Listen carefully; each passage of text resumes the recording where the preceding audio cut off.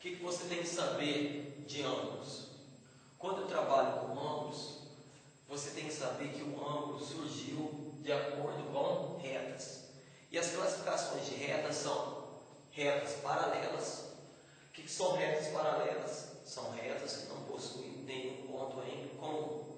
Só que às vezes essas retas que não têm ponto em comum também podem ser chamadas de retas reversas, que também são retas que não possuem ponto em comum. As retas que possuem ponto em comum são as retas concorrentes. Em relação a ângulo, o que é um ângulo? É a região formada entre duas semirretas de mesma origem. E os ângulos podem ser classificados em nulo, que é um ângulo de 0 graus, uma volta, que é um ângulo de 360 graus, um ângulo raso, que é um ângulo de 180 graus, e um ângulo reto, que é um ângulo de 90 graus. Um ângulo agudo é um ângulo menor que 90 graus, que seria um ângulo de 10, 30, 40. E o obtuso é um ângulo que é maior que 90 graus, que seria 120, 130, 140. Recapitulando, você tem que saber o que?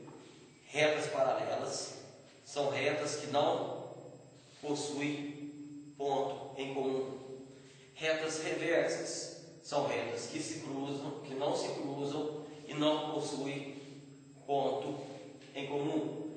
Retas paralelas não tem ponto em comum, mas também as retas reversas. Retas paralelas não tem ponto em comum, mas também não possuem ponto em comum.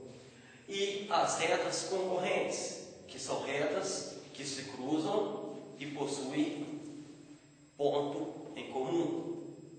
E você tem que saber o ângulo, é a região formada.